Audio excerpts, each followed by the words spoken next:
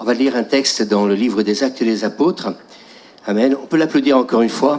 Je crois qu'il a développé la vision de cette église. Et merci Fred, parce que ça m'a fait beaucoup de bien.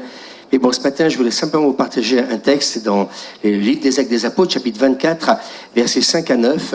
Et voilà, ce texte nous dit « Nous avons trouvé cet homme qui est une peste, qui excite des divisions parmi tous les Juifs du monde, qui est le chef de la secte des Nazaréens et qui même a tenté de profaner le temple. Et nous l'avons arrêté. Nous avons voulu le juger selon notre loi, mais le tribun Lysias étant survenu l'a arraché de nos mains avec une grande violence en ordonnant à ses accusateurs de venir devant toi. Alors Festus, après avoir délibéré avec le conseil, répondit « Tu en as appelé à César, tu iras devant César. » Et chapitre 25, verset 12, « Et roi Agrippa dit à Festus, cet homme pouvait être relâché s'il n'eût pas, c'est très important ce que je vais dire, donc s'il n'eût pas appelé donc à César. » Et puis dans chapitre 27, verset 1er, « Lorsqu'il fut décidé que nous nous embarquerions pour l'Italie, on remit Paul et quelques autres prisonniers à un centenier de la cohorte, Auguste, nommé Julius. Un temps assez long s'était écoulé et la navigation devenait dangereuse, car l'époque même du jeûne était déjà passée. C'est pourquoi Paul avertit les autres en disant « Ô homme, je vois que la navigation ne se fera pas sans péril et sans beaucoup de dommages, non seulement pour la cargaison et pour le navire, mais encore pour nos personnes. » Le centenier écouta le pilote et le patron du navire plutôt que les paroles de Paul. Le soleil et les étoiles ne parurent pas pendant plusieurs jours et la tempête était si forte que nous perdîmes enfin toute espérance de nous sauver. On n'avait pas encore mangé depuis longtemps, alors Paul se tenait au milieu d'eux, leur dit « Ô homme, il fallait m'écouter et ne pas partir de Crète afin d'éviter ce péril et ce dommage. Maintenant, je vous exhorte à prendre courage, car aucun de vous ne périra, et il n'y aura de perte que celle du navire. Un ange de Dieu, à qui j'appartiens et que je sers, m'est apparu cette nuit et m'a dit « Paul, ne crains point, il faut que tu comparaisses devant César, et voici Dieu t'a donné tous ceux qui naviguent avec toi. C'est pourquoi, ô homme, rassurez-vous, car j'ai cette confiance en Dieu, qu'il sera comme il m'a été dit, mais nous devons échouer sur une île. » Et le chapitre 28, verset 1er, après, c'est bon de dire la parole de Dieu. Une prédication sans texte biblique, c'est pas une prédication.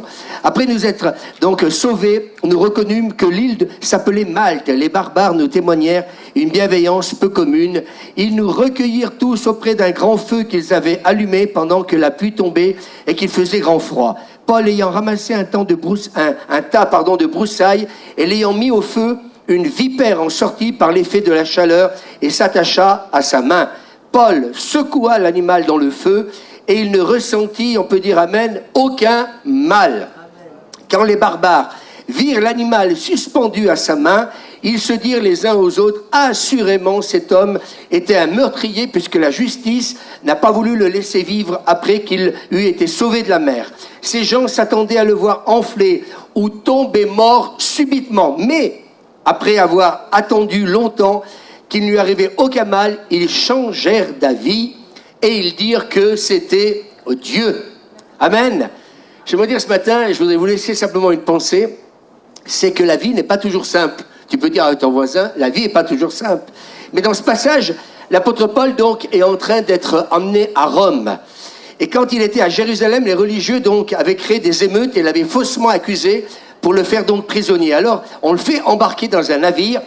Et le navire va donc subir un terrible naufrage. Et la tempête a été tellement forte que donc ça a duré 14 jours. Je ne sais pas si vous voyez dans un bateau. Donc je ne vous mène pas en bateau ce matin. C'est l'histoire de ce que Paul a vécu.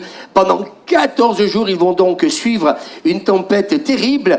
Et puis Paul et l'équipage n'ont pris donc aucune nourriture. Je ne sais pas si vous voyez, ça devait être terrible. Pendant 14 jours, plusieurs jours, ils n'ont pas mangé, ni bu, ni quoi que ce soit. Tellement, eh bien, la tempête était donc présente. Il se dit que même ni le soleil ni la lune donc a apparu. Et puis, en fait, compte, ce bateau, il a été donc totalement détruit. Et tous, donc, ils ont échoué sur une petite île, donc, qui s'appelle Malte. Et comme il pleuvait, qu'il fait froid, il nous a dit que l'apôtre Paul, à un moment donné, eh bien, il a voulu allumer donc un feu. Il a commencé donc à faire ce feu. Et puis, la Bible nous dit que c'est alors qu'une vipère, donc, cachée donc dans, je dirais, ces fagots de bois, donc, pour faire un feu, était donc à l'intérieur. Et non seulement, eh bien, Paul va être mordu, mais cette donc vipère va s'attacher donc à sa main. Et moi, ce texte m'a fait du bien ce matin parce que je me rends compte que c'est bon tous les jours de compter sur la grâce de Dieu et de savoir que même si l'ennemi, il veut nous tuer, même si l'ennemi, en veut à notre vie, je voudrais simplement vous laisser une pensée ce matin parce qu'elle m'a fait du bien. Tu as préparé voilà, si tu peux me le donner, Suzanne. Donc je voudrais simplement faire quelque chose ce matin parce que je pense que c'est bien. Ce matin, je ne pensais pas intervenir, je ne devais pas intervenir, mais vous savez, un pasteur, et je dis ça même à l'équipe pastorale, il faut toujours se préparer. Si vous attendez que les choses viennent comme ça, et je me suis dit, préparons-nous. Et ce matin, écoutez, je me suis préparé, le Seigneur m'a donné ce texte. Et je crois que ce texte-là, le Seigneur veut nous faire du bien au travers de ce partage. Il est dit donc que ce serpent, il s'est donc attaché à sa main. Donc j'ai fait quelque chose de très, très vite fait, parce que je n'ai pas mis 3 jours pour préparer ça. Mais la Bible dit que Paul a réagi d'une manière extraordinaire, et il va secouer cet animal, ce serpent, qui en fin de compte aurait dû le tuer. C'était pas une couleuvre. C'est bien un serpent. Avec une couleuvre, vous pouvez vous faire, mordre, vous n'allez pas mourir. Enfin, je pense que je ne vais pas dire de bêtises, mais c'est toujours ce qu'on m'a appris quand j'étais petit. J'en ai vu des énormes. Généralement, ça ne vous tue pas. Mais une vipère, oui. Et donc, il nous a dit que quand cette vipère est sortie de ce fagot, bien entendu, parce que donc, elle a senti certainement la chaleur donc, du feu, il nous a dit que Paul, ce qu'il a fait, c'est qu'en fait, il a secoué, sa main. Et moi, je sens dans l'esprit pour vous encourager, parce que je voudrais vous exhorter ce matin, vous encourager. On s'est tellement fait du bien pendant ces vacances où le Seigneur nous a tellement, dirigés dans des bonnes choses. Et je te remercie, Fred, dans ce que tu as partagé, parce que le Seigneur nous a parlé pour cette rentrée aussi. On doit en parler mercredi avec l'équipe pastorale. Mais ce que nous ressentons dans notre cœur, c'est que Dieu veut lever un peuple. Et ce matin encore, je vous observais par rapport à ce que nous avons vécu. Et merci Seigneur, parce que c'est vrai qu'il y avait de la dynamique ce matin, dans le sens que vous êtes intervenus, que vous êtes venus tous devant. On a senti, comme Fred l'a dit, et merci de l'avoir précisé, cet esprit d'unité, le fait d'être ensemble, combien c'est important. C'est comme ça que le réveil vient dans une église, dans une ville, dans une région. Et ce qui a été fantastique ce matin, c'est de voir que simplement, vous avez pu exprimer ce qu'il y avait dans votre cœur. Et en fin de compte, nous allons en parler mercredi avec l'équipe pastorale. Mais dans ce qu'on a vécu, je crois que ce qu'on désire, c'est qu'au milieu de nous, vous puissiez encore davantage prendre votre place. Et ce qu'on a reçu, c'est que nous avons à cœur de voir tous ces talents, ces dons, que Dieu a donné à cette église, qu'ils puissent s'exprimer. On peut dire Amen. Alors on va y travailler dans cette année 2022-2023. Et je crois que quelque part, c'est bon de commencer une rentrée en se donnant des buts et des objectifs. Alléluia. Et puis, avant de partir en vacances, il y a Raphaël qui nous a mis la puce à l'oreille, sur quelque chose. Et en fin de compte, pendant cet été, je crois que Dieu vraiment nous a dessiné, ce plan pour cette rentrée, pour que quelque part, nous puissions vivre ce réveil. Et il nous a dit que Paul a réagi, il a secoué l'animal, donc ce serpent dans le feu, et il ne va rien ressentir. Amen. Alors cela faisait beaucoup. Et peut-être que certains vont me dire ce matin, oui, mais bon, vous savez, pasteur, la vie n'est pas toujours facile, c'est pas toujours un long fleuve tranquille, et c'est vrai que parfois, ce n'est pas toujours évident, même au point, même dans l'arrivée, à ce que même l'ennemi puisse nous tuer. Parce que là, on voit que l'apôtre Paul, il va aller à Rome, il ne va pas y aller parce que tout simplement, c'est des grandes vacances.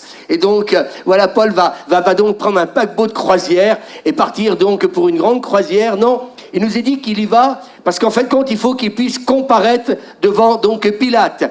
Et bien entendu, quand nous lisons tout le récit, il nous a dit que cet homme, est prisonnier, il est faussement accusé.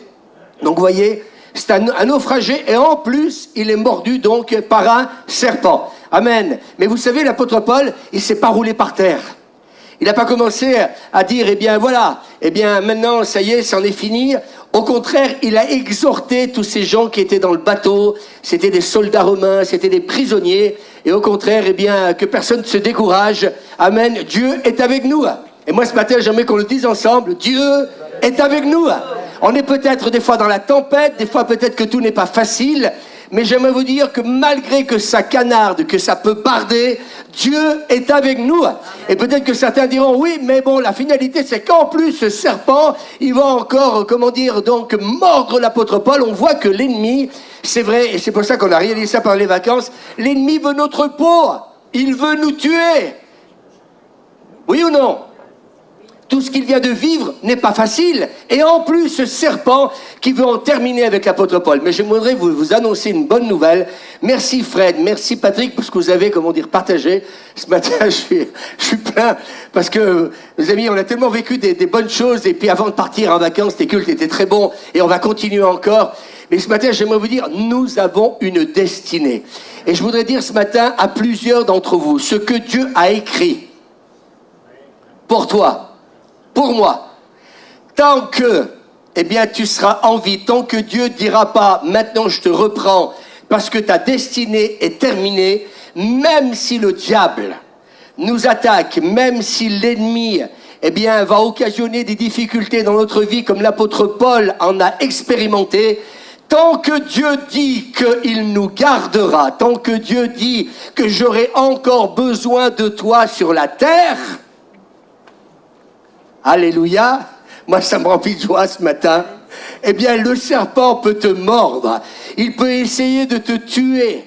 Mais j'aimerais vous dire une chose, que Dieu nous relèvera toujours parce qu'il a l'autorité et la puissance au travers du miraculeux pour intervenir et pour nous guérir quand il le faut. Et là, l'apôtre Paul va expérimenter le miraculeux. Alléluia, amen. L'ennemi se dit pétard avec ce naufrage. J'ai pas réussi à le tuer. Et vous savez pourquoi il y a eu tout ça? Parce qu'en fin de compte, le diable ne voulait pas que Paul puisse comparaître devant Pilate. J'aimerais vous dire, notre Dieu, et je m'adresse à l'équipe pastorale, il y a des choses magnifiques qu'on va vivre dans cette rentrée. Nous avons une destinée que Dieu a tracée pour nous. Nous allons pas passer à côté de la visitation.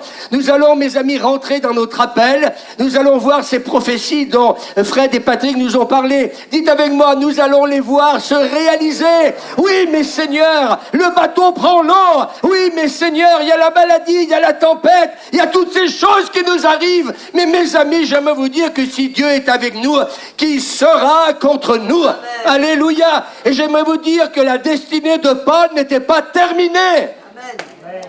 Quand on lit ce texte, on peut avoir le sentiment que c'en est fini. Et tous ces gens qui regardent Paul, ils se disent, oui, il a dû commettre quelque chose de terrible, mes amis, parce qu'il va mourir maintenant. Il a dû pécher.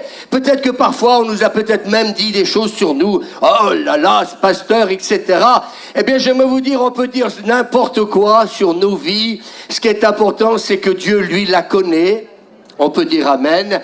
Dieu la connaît et il sait très très bien qui il doit reprendre et qui il doit laisser sur cette terre. Alléluia. Mais la mission de Paul n'était pas terminée. Et je voudrais dire ce matin à l'église de la Cité de Lumière, je suis pas excité parce que simplement j'ai envie de vous parler. Je suis excité parce qu'on a tellement vécu des temps de visitation. Avant de partir avec Suzanne, on a vécu un moment avec nos amis là. Ça a été un temps où la présence de Dieu, vous savez ce que c'est quand la gloire descend dans un lieu où Dieu se manifeste. Je veux vous dire, on a pleuré, le propriétaire s'est mis à pleurer tellement que Dieu l'a visité, tellement que Dieu l'a touché. Sa femme qui a de la difficulté à parler parce qu'elle a un handicap, c'est la première fois que nous l'avons entendu avoir un discours, ce qui est avec nous cohérent. On a vécu une chose magnifique. Et moi, ce texte ce matin me fait du bien. Suzanne, malgré notre âge, l'heure n'est pas encore arrivée pour nous d'aller, au ciel avec une grande chaise longue, alléluia, et puis se reposer. C'est le temps pour nous pour dire, même si nous avons traversé, et dis à ton voisin, même si tu as traversé des tempêtes, même si maintenant il y a un serpent qui vient, de te mordre, de te piquer, alléluia, c'est le moment de le secouer, ce serpent, Jacqueline, c'est le moment de secouer ce serpent, alléluia, et lui dire, tu m'as peut-être mordu, mais dégage de ma vie. Alléluia. Et Dieu est le garant pour te tenir en bonne santé. Dieu est le garant de te sauver malgré la maladie. Dieu est le garant, même si le médecin te dit dans 3 mois, tu vas peut-être mourir. Mais si Dieu dit non, Paul doit comparaître devant Pilate. Alors rien, ni l'enfer, ni le diable, ni les démons ne pourront, mes amis, t'atteindre parce que Dieu a décidé dans sa volonté souveraine d'utiliser l'apôtre Paul jusqu'au bout. Alléluia. Et Paul va dire à la fin, j'ai combattu le bon combat. Alléluia, le bon combat. Et nous sommes dans le combat de la foi par rapport à ces prophéties. Tu as raison, Fred. Il faut se battre. Alléluia. J'ai pas 20 ans. Et du haut de mes 64 ans, j'aimerais vous dire que la foi est là. L'onction est là. Le feu est là, mes amis, parce que l'onction nous vient d'en haut. Et ce matin, tout ce que j'ai reçu, vous le recevez quand vous le recevez du ciel. Alors vous faites pas les choses pour meubler,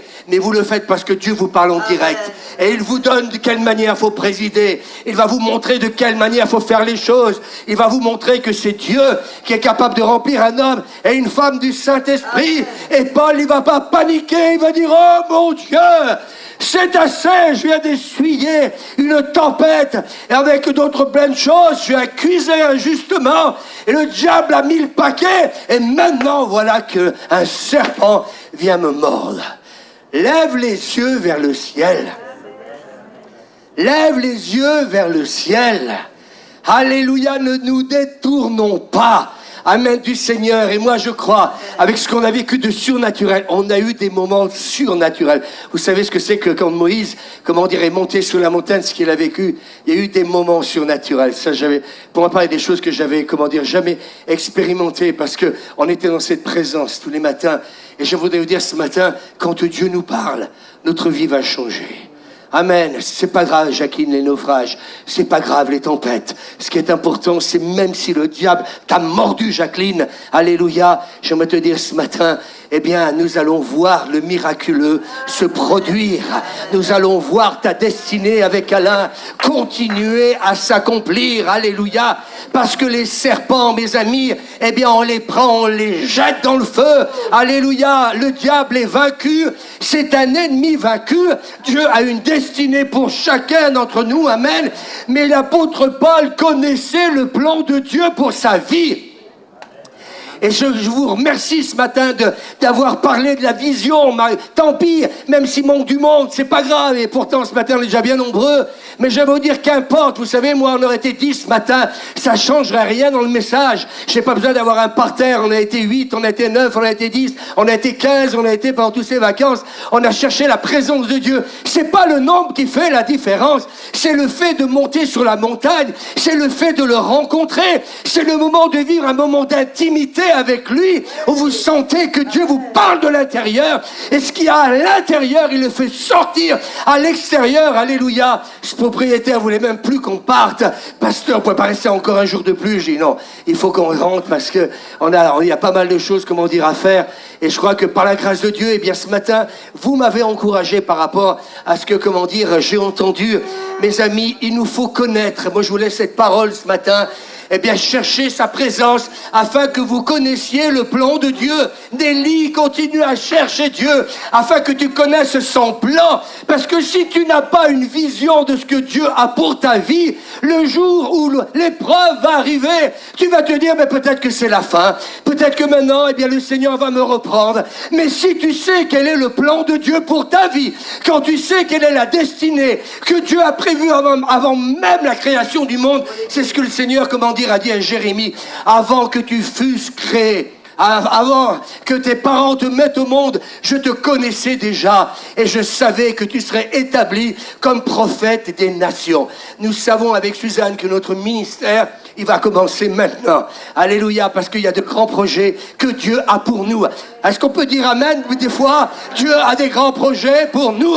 Il a des grands projets pour cette église. Il a des grands projets pour cette ville. Il a des grands projets, comment dire, pour notre nation. Il a de grands projets pour les nations. Alléluia. Alors, mes amis, dis à ton voisin, n'ayons pas peur des circonstances. Et si ton bateau prend l'eau, il y aura toujours une île qui sera ton oasis.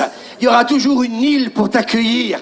Il y aura toujours un endroit, un lieu secret qui va faire la différence dans ta vie. Est-ce qu'on peut dire amen? C'est ça qui fait un homme de Dieu. C'est pas le fait d'être pasteur, d'être leader dans une église. Ce qui fait la différence, c'est pas le titre. Ce qui fait la différence, c'est quand tu as, mes amis, la révélation, la connaissance d'un lieu secret avec ton Dieu, où là tu t'enfermes, où là même c'est avec plusieurs pendant plusieurs jours.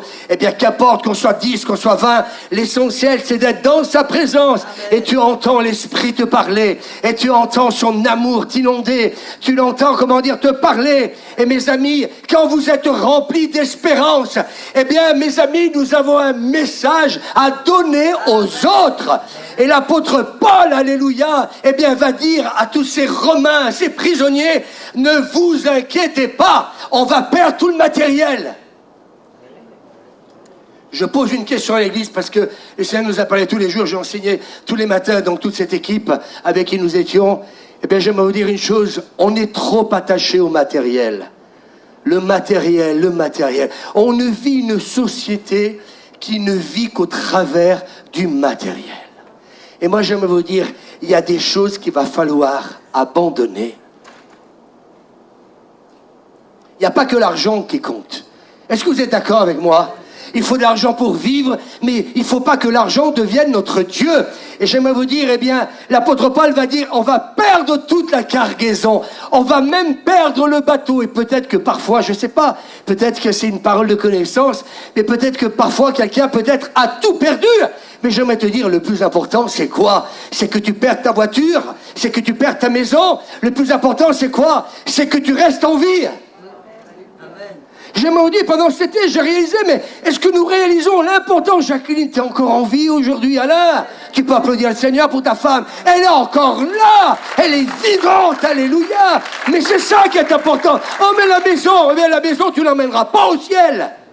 T'emmèneras pas tes bijoux, ton argent, t'emmèneras rien de tout ça au ciel. Mais le plus important, Paul dit, c'est pas ça le plus important. C'est que Dieu m'a parlé au travers d'un ange. Vous n'avez pas envie que des anges viennent se manifester dans nos vies?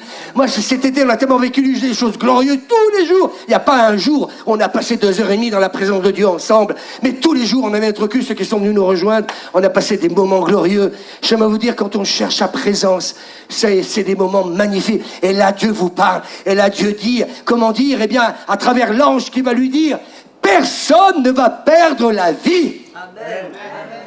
Personne. On va perdre les biens, mais on va pas perdre, la vie d'aucun homme qui est donc dans ce bateau. Alléluia. Et puis, mes amis, eh bien, il perd pas espoir parce que Dieu lui a parlé. Amen. Et il va, au sein de cette tempête, il va continuer. Moi, je crois que c'est ça, l'Église. L'Église, elle a dit avec moi un message d'espérance à ce monde. Ce monde qui a traversé le Covid, il y a eu des feux. Comme tu as eu raison, Fred, de dire, mais il n'y a pas eu que quelques incendies. Et ça en est passé bien d'autres choses aussi. Et j'aime, moi, l'équilibre. Ça, c'est l'équilibre. De ne pas se focaliser que sur un Covid, que sur quelques incendies. Il s'en est passé encore dans le monde. Il y a quand même une guerre, je vous rappelle quand même. Est-ce que les feux étaient plus importants que la guerre en Ukraine ? Je pose la question. Il y a des choses qui sont autant importantes de ce qui s'est passé. Et encore, on n'a pas à se plaindre. Vous êtes d'accord avec moi ? Mais mes amis, Paul, eh bien, les a encouragés. Il les a exhortés parce qu'il savait de la part de Dieu qu'il n'allait pas mourir. Et c'est le message que je voudrais donner à l'Église ce matin, Suzanne. L'Église ne mourra jamais. Amen. Parce que Jésus a dit, je bâtirai mon Église. Amen. C'est son Église, c'est pas la mienne. Il a dit, les portes de l'enfer ne prévaudront point contre elle. Est-ce qu'on peut dire amen? Alléluia. Et il savait, parce qu'il savait que Dieu lui avait dit qu'il devait comparaître devant Pilate, il savait que quand ce serpent l'a mordu, oh, j'ai envie de le redire. Parce qu'il savait que Dieu, eh bien, lui avait dit, tu vas comparaître devant Pilate. Là, il se fait piquer, il prend ce serpent, il le secoue. Il y a des moments, vous savez, mes amis, il faut être enragé contre le diable. Il y a des moments, mes amis, il faut prendre autorité contre l'ennemi. Il n'est pas question, eh bien, que tu me continues, à agir en moi pour me tuer. Mais ça ne peut pas arriver parce que je sais que ma destination, c'est de ne pas mourir maintenant, mais que ma destination, c'est de continuer et de comparaître devant Pilate. Alors je pose à Fred la question et à Patrick. Vous nous avez lu plein de paroles prophétiques. Alléluia. Et Dieu a dit qu'il allait le faire. Dis-le à ton voisin. Avec nous. Amen. Toi, moi. Amen. Gloire à Dieu. Il y aura peut-être quelques tempêtes. Il y aura peut-être de temps en temps la morsure d'un serpent. Mais tu pourras le regarder en face et lui dire « na na na na na na ». Les enfants avec moi « na na na na na na ». Les enfants, c'est vous aussi « na na na na na na ». Je dois aller au monde à Rome. Je dois aller rejoindre Pilate.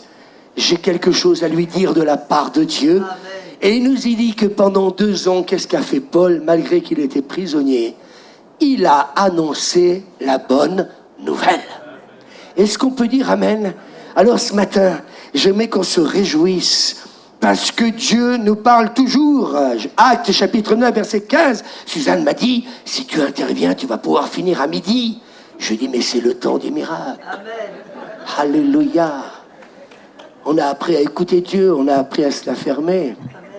On a appris à laisser des temps de silence. On était dans un fief catholique. Alors vous savez, dans un fief catholique, j'ai envie de te dire que si tu veux écouter Dieu, le silence l'emporte sur nos débats évangéliques. Mais on a rencontré, vous savez, des belles personnes.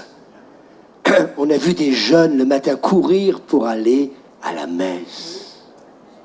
On a vu des gens, parce que là on était passé, on était en plein fief, on était là, mais c'est fantastique.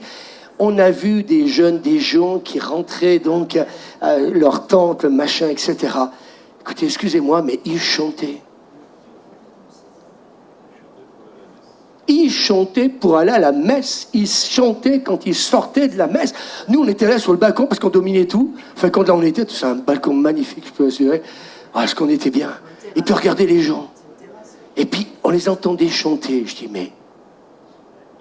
C'est vrai. Nous, le dimanche matin, allez. Oui. Là, spontanément, la joie. On était à côté d'eux, on passait même pas bonjour, tellement qu'ils étaient dans leur louange. Ah non, mais Suzanne, c'est vrai ou pas? Tellement qu'ils étaient remplis de Dieu. Et là, je me suis dit, mais si les pasteurs m'écoutent, les évangéliques, un peu d'humilité, s'il vous plaît. Amen. Nos titres, là. Un peu d'humilité, soyons pas remplis que quand tu es derrière un pupitre. Moi, j'ai besoin du pupitre pour être rempli avec Suzanne. Je crois qu'on a vraiment besoin de se dire ce matin. Et Dieu lui dit, mais Seigneur, lui dit, va, car cet homme est un instrument que j'ai choisi. Vous êtes des instruments. Dis à ton voisin, vous êtes des instruments. Nelly, vous êtes des instruments que Dieu a choisis pour porter mon nom devant les nations, devant les rois, devant les fils d'Israël. Ananias sortit, lorsqu'il fut arrivé dans la maison, il imposa les mains à Saul en disant, Saul, mon frère, le Seigneur Jésus qui t'est apparu sur chemin, donc de Damas, eh bien voilà, m'a envoyé pour que tu recouvres la vue, que tu sois rempli du Saint-Esprit. Et après, il prit la nourriture, les forces revinrent. Saul resta quelques jours avec les disciples qui étaient à Damas. Aussitôt, il prêcha dans les synagogues que Jésus est le Fils de Dieu. Tous ceux qui l'entendaient étaient dans l'étonnement et disait, mais n'est-ce pas celui qui persécutait Jérusalem, ceux qui invoquent son nom? Est-ce qu'on peut dire amen? Moi, quand je lis ça, j'aimerais vous dire que rien n'est impossible à Dieu. Des persécuteurs, Dieu peut les amener au salut. Amen. Et je veux prophétiser ce matin qu'on va peut-être voir des hommes et des femmes, peut-être qu'à aucun moment nous pourrions penser à la conversion. Amen.